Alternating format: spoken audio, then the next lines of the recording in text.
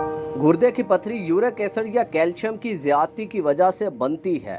ज़रूरत से ज़्यादा कैल्शियम और यूरिक एसिड की मौजूदगी की वजह से हमारे पेशाब में मौजूद स्याल पतला नहीं हो पाता और ज़रूरत से ज़्यादा तेज़ाब और मादनियात छोटे क्रिस्टल की शक्ल इख्तियार करते हैं, जिन्हें गुर्दे की पथरी कहते हैं।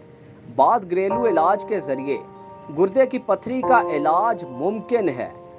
गुर्दे की पथरी के इलाज और रोकथाम के आसान तरीकों में से एक बहुत ज़्यादा पानी पीना है। लीमू का रस गुर्दे की पथरी को रोकने में मदद करता है। पानी में लीमू निचोड़कर पी ले।